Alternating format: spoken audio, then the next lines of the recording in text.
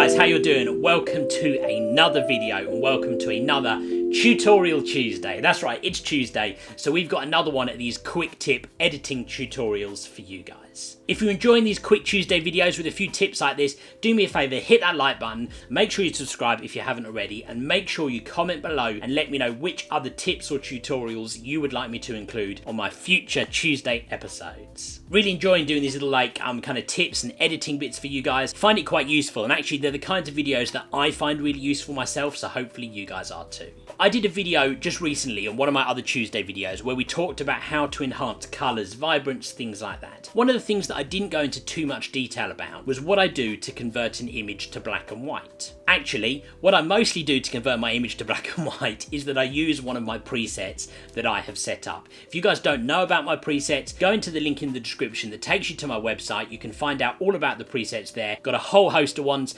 different sports ones, different black and white ones, and I've also got a free preset for you guys. So if you haven't seen that, make sure you follow that link in the description because there is a preset for you guys totally free on my website, which you can download and use for yourselves. But of course, my black and white preset was set up using Lightroom and converting an image to black and white and then saving those settings into the preset to be exactly how I want it and to save a ton of time in the future. What I thought I would do today is talk you through actually how I do that. We're going to dive into Lightroom. I found a picture, a colour picture of course, that I think would look good in black and white, and I'm going to convert it for you and show you how. So no messing around, let's jump into Lightroom and I will show you how it works. Let's go.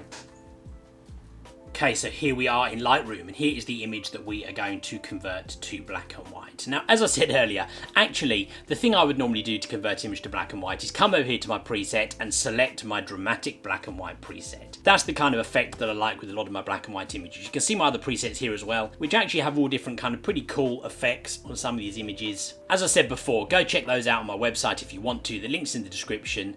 And this preset down here, which actually has a fairly subtle effect on my image, is my starting point for all of my sports images, and that's the one that is available free on my website. So if we want to convert this to black and white, actually the most simple thing that we can do to convert this image to black and white is over here on the right hand side, we can click on black and white in the treatment, and look what it does, it turns the image to black and white. The problem is that it's literally done just that.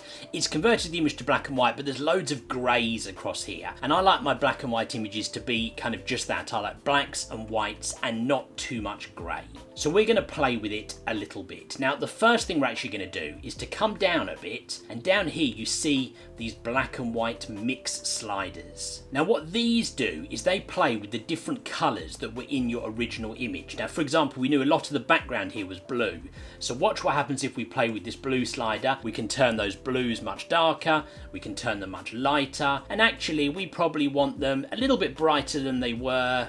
That was how the image first looked when it converted to black and white. Probably a little bit brighter, I would say maybe around there.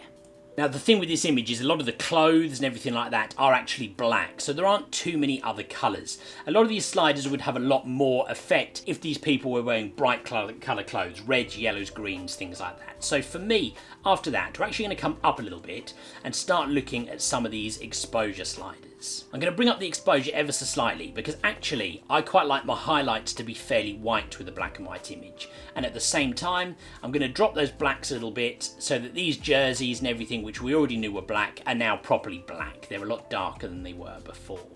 I'm also going to bring up my contrast. I like my black and white images to be quite contrasty, and in fact I'm just going to bring up the overall exposure slightly more. When I'm working on the exposure of an image like this, I'm concentrating on the face of the person and the immediate body or torso of the subject that I'm working on. I'm not worrying too much about these outside edges because those are going to be affected by the next stage of what we're going to do with this image. Going to bring us up a slight little bit of clarity, tiny little bit of texture. There's a temptation always to go really far with the texture in a black and white image. I don't like that too much because it starts to look a little bit weird, so we're just going to add a tiny little bit of texture. People also have a temptation with these black and white images to really play around with the grain, which you find down here near the bottom. Again, I'm not a big fan of that. I think it adds a bit of a weird effect to an image. It almost makes it look noisy. So actually, I'm not going to mess with the grain at all. What I am going to do is add a little bit of vignette here. So, going to bring that down, and you see what I mean, right? It's now darkening the corners, which is why I wasn't too worried about the exposure of those corners earlier. It's the face and the torso here that I'm looking at. And for me, that image is just about done. We got some nice bright whites, we got some dark blacks, we got some nice atmosphere in the image, and actually, I'm really happy with that. And that's about it, guys. That is how I convert a black and white image when I'm not using my presets. Fairly simple. I hope you guys found that useful. I hope you found it interesting. If you did, do me a favour, hit that like button because it helps me out loads. Make sure you subscribe if you haven't already. And make sure you comment below and let me know what you would like to see in these future Tuesday tips tutorial videos. In the meantime, guys, thank you very much for watching, and I'm going to see you on the next video.